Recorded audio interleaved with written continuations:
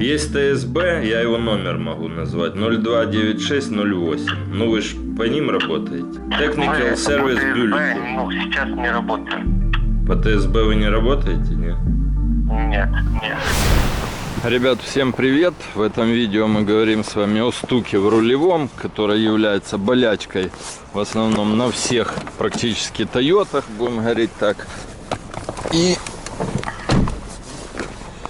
мы поподробнее обсудим. У меня было похожее видео уже около года назад примерно. Но там мне говорили, что я не совсем корректно иду, есть технические бюллетени. И вот в этом видео я затрону и технические бюллетени, и практику, как сейчас это происходит у официалов. Как вы можете от этого избавиться самостоятельно. То есть в этом нет ничего сложного, и в чем вообще, да, так сказать, заложена основа этой болячки, которая нам дает вот подобные стуки. Вот вы их можете слышать. Кстати, в некотором положении, вот если вы опустите полностью руль, у вас будет меньше. То есть этот стук может у некоторых вообще сойти на нет. Просто в нижнем положении не совсем удобно, вот, но тем не менее. Значит, друзья, там есть у нас шлицевое соединение, вот здесь оно, я вам его продемонстрирую, и там есть шлицы. То есть мне там некоторые даже в прошлом видео писали, что я сам туда что-то напихал, там что-то торчит. Друзья, ну так выглядит верх шлицевого соединения. Никто туда ничего не пихал. Там есть смазка определенная, ну и оно со временем изнашивается, будем говорить так. И вот проблема именно в этом шлицевом соединении. Поэтому, во-первых, конечно, изначально, ребят, если вас там разводят на какой-то полный ремонт, рулевой там, да, там хотят вам полностью рулевую поменять, ну, друзья, во-первых, не ведитесь. Скорее всего, проблема не в этом. Проблема там, как правило, именно в этом соединении. Что делается, да, в плане ремонтных работ?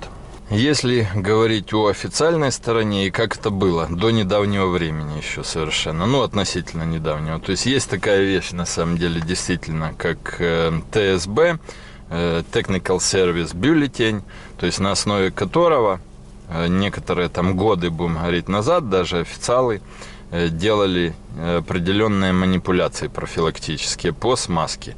Есть определенная смазка, я вам все это оставлю в описании под видео, то есть код смазки, даже могу написать там номер бюллетеня этого, чтобы вы погуглили, сами посмотрели.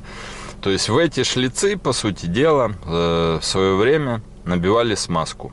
Есть номер этой смазки, она там, может, вы ее сейчас сможете даже найти где-то в продаже через интернет. Она там идет, да, в виде такого шприца, то есть и туда набивали в эти шлицы смазку. На определенное время это, ну, помогает. Надо признать, что да, на определенное. То есть, но это не панацея, и если они уже там достаточно изношены у вас, то в принципе, вы, ну, надолго этого там не хватит. Но, тем не менее, да, на какие-то 10, 20, 30 тысяч, а это все-таки продолжительный период, то есть у всех по-разному, вы, скорее всего, избавитесь от этого, если даже вот простую эту манипуляцию сделаете.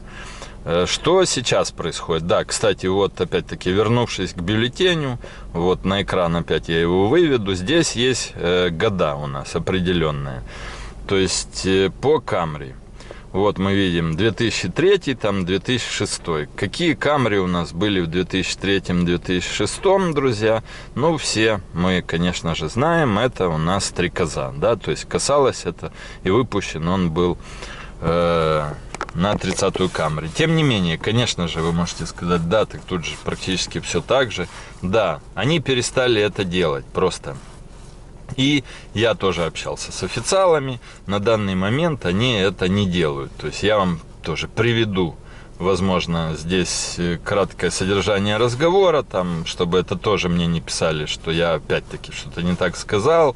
Знаете, контролеры приходят, ребят, ну я если говорю, я, во-первых, свое мнение говорю по поводу чего-либо, да, и основываясь, конечно же, на какой-то всегда документации, материале в любом случае. То есть вот у официалов есть мнение. сейчас, если у рулевого карданчика есть выработка, люфт, то есть это непосредственно идет замена. Если он подклинивает, либо же, допустим, есть свободный ход. Смотрите, я вам могу назвать вот просто, я просто хочу понять, да, мы с вами об одном говорим. Есть ТСБ, я его номер могу назвать, 029608. Ну вы ж по ним работаете? Technical Service Bulletin. Сейчас не работаю. По ТСБ вы не работаете, нет? Нет. Я понял. Исключительно по регламенту, да. То есть, и опять же, по состоянию, если это техническая была диагностика, соответственно, есть замечания по тому или иному узлу, агрегату, там уже идет рекомендация по замене. Ну хорошо, а ТСБ это не регламентные разве вещи, которые там признаны, допустим, Toyota, нет? У них тоже есть срок действия и тому подобного. Я понял вас. Уже смазку вы туда... Нанесение смазки, да, вот и была работа, но это было с 2014 года. Да. Но сейчас уже такого не практикуем. То есть... она уже у себя выработала, да. Там винты менялись и смазка была, но сейчас уже такого нет. То есть этих работ, по сути, вы уже не производите, да? Не производим, нет. Ясненько. Хорошо тогда. То есть, а вообще сколько стоит там, если менять это? То есть там меняется что вообще? Этот карданчик сам или... Да, сам карданчик, он меняется, он в сборе идет. Он в сборе идет, да? А сколько он стоит? 7764 он стоит. Это если через вас 7764, да? Понял. Чтобы его заказывать, да, то есть его менять, нужно изначально его закомплектовать. Действительно ли это он? Да. Получается так, что вы его там приобрели, поставили, поменяли, а проблема никуда не естественно. Сначала, в первую очередь, нужно сделать диагностику, а уже на основании диагностики уже принимать решения. Да, я понимаю, конечно, естественно. У них мнение таково, что сейчас они это не делают, потому что это не помогает надолго. То есть, по сути дела, да, они делают, потом к ним приезжают вновь, кому-то помогает больше, кому-то меньше, и они прекратили, то есть, работать по этому бюллетеню, тем более, что указаны, да, там определенные годы. А если вы будете заказывать элемент этот, я имею в виду, да, полностью поменять самостоятельно где-то, естественно, вам будет гораздо дешевле. Некоторые туда напихивают иголки, обтягивают герметиком, фиксируют. Вот этого, ребята, я делать вам не советую категорически. Потому что, знаете, одно дело стук там, на который можно там в какой-то степени, если он вас там не задевает особо, забить. Потому что он на самом деле там, у меня там по ямам вообще несущественный. А другое дело, если вы заблокируете возможность складывания руля нормально, да, и это же еще одно дело, так заблокируете, а другое дело при ДТП, как он себя ведет, это на секундочку я вам, намекаю. Поэтому это все безопасность и категорически, друзья, блокировать там в плане герметика что-то, я точно не рекомендую, потому что это уже полный трэш, знаете, как... чревато. Как делать, пусть решает, конечно, каждый сам, безусловно, но тем не менее, да, вот такая картина, то есть вы это можете сделать самостоятельно, заказав смазку с определенным кодом, у этой смазки есть, да, на самом деле она определенная, есть у нее код, и, значит, набив туда этой смазки, вы уже можете избавиться самостоятельно.